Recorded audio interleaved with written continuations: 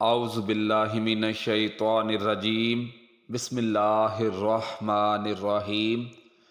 پاک ہے وہ ذات جس نے ہم سب کو پیدا کیا، دیکھتی آنکھوں سنتے کانوں۔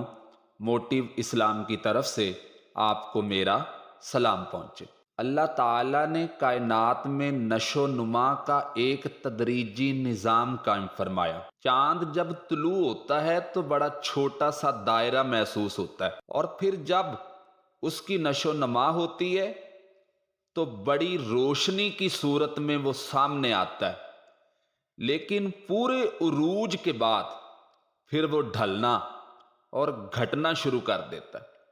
پھر آہستہ آہستہ اس کی عروج والی روشنی ماند پڑنا شروع ہو جاتی ہے، اور کچھ دن ایسے ہوتے ہیں جن دنوں میں وہ نظر ہی نہیں آتا، اور کچھ دن ایسے ہوتے ہیں جن دنوں میں سورج کی روشنی ماند ہوتی ہے، اور کچھ دن ایسے ہوتے ہیں جن دنوں میں سورج کی روشنی اتنے عروج پر ہوتی ہے کہ کوئی اس سے آنکھ نہیں ملا سکتا، لیکن شام کو وہ پھر اپنے زوال کو دیکھتا ہے۔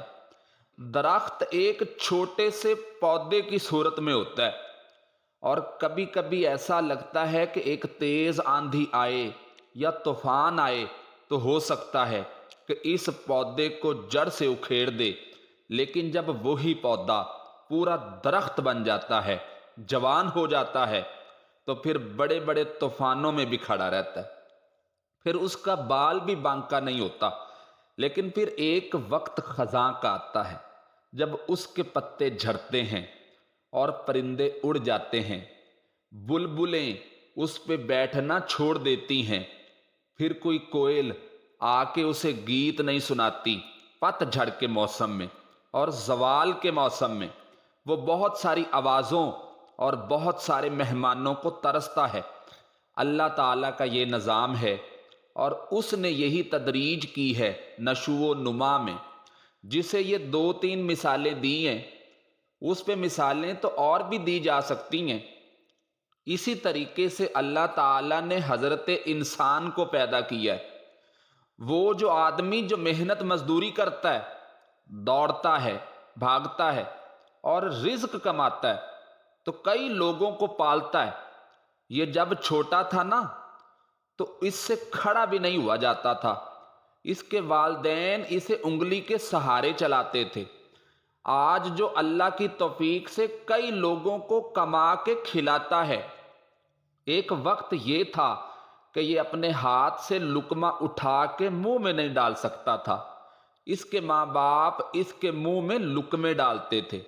اس کی ماں اس کے لیے خدمت کرتی تھی، پھر اس کو عروج ملا، اس نے دنیا دیکھی، پھر اس نے دوڑنا، بھاگنا، اور پھر اس نے بڑی بڑی گاڑیاں چلائیں، پھر اس نے بڑی بڑی ٹرینیں چلائیں، پھر وہ پائلٹ بنا۔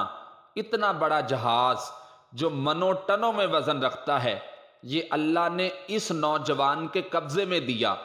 جوانی عروج والی اللہ نے عطا کی، لیکن پھر وقت ڈھلا، پھر واپسی شروع ہوئی۔ پہلے بال سفید ہوئے، پھر سیدھی کمر ٹیڑھی ہونے لگی، اٹھتے ہوئے گھٹنوں میں درد رہنے لگا۔ یہ اللہ کا تدریجی نظام ہے۔ جوانی کے بعد بڑھاپا آیا، لیکن وہی شخص الا ماشاءاللہ جو جوانی میں یہ بھول گیا تھا کہ مجھ پہ کبھی بچپن بھی تھا، یا میں نے کبھی والدین کی انگلی پکڑ کے چلنا سیکھا بھی تھا، انسان پر ایک وقت یہ بھی تو گزرا ہے جب یہ قابل ذکر چیز ہی نہیں تھا۔ جس طرح جوانی میں یہ بھول جاتا ہے نا کہ مجھ پر بچپن بھی تھا، اسی طرح جب وہی جوان بوڑھا ہوتا ہے، اور پھر بعض اوقات بچے بھی بھول جاتے ہیں۔ ان کا یہی خیال ہوتا ہے کہ شاید ہمارا ابا ہی بوڑھا ہوا ہے، یا ہمارا دادا ہی بوڑھا ہوا ہے، ہم نے تو شاید ہونا ہی نہیں۔ وہ بڑی جلدی بوڑھوں کو سکریپ کا مال بنا دیتے ہیں۔ ان کے لیے 4 پائیاں سٹور روم میں لگ جاتی ہیں۔ ان سے کہا جاتا ہے کہ ابے کو اے سی کی ضرورت نہیں رہی، کیونکہ ان کے گھٹنوں میں تو درد ہے۔ ان کو کہا جاتا ہے کہ ان کا تو اب سامان ہی مختصر سا ہے، لہٰذا بڑے کمرے کی حاجت ہی نہیں ہے، دھیرے دھیرے بزرگوں کے ساتھ لوگوں کا رویہ سخت ہوتا جا رہا ہے۔ اللہ تعالیٰ نے والدین کے سارے حقوق بیان کر کے پھر آخر میں فرمایا کہ حقوق بھی ادا کرو، بازو بھی کھلے کرو، پیار بھی کرو، عقیدت و احترام بھی کرو، خدمت بھی کرو اور دعا بھی کرو۔ فرمایا اللہ کیا دعا کریں؟ تو اللہ نے قرآن پاک میں فرمایا فَقُلْ رَبِّ ارْحَمْهُمَا كَمَا رَبَّيَانِي صَغِيرًا، میری بارگاہ میں آ کے مجھ سے دعا کرو کہ یا اللہ ان دونوں پر رحم فرما، جیسے انہوں نے مجھے بچپن میں پالا تھا ان کی خدمت کرو اور پھر میرے حضور ان کے لیے التجائیں بھی کرو۔ امید ہے کہ آپ کو یہ ویڈیو پسند آئی ہوگی۔ ہمارے چینل کو لائک اور سبسکرائب کریں اور اس کے ساتھ لگے بیل کے بٹن کو دبائیں۔ سانسوں نے وفا کی۔ تو ملیں گے ایک نئی ویڈیو کے ساتھ، تب تک کے لیے اللہ حافظ۔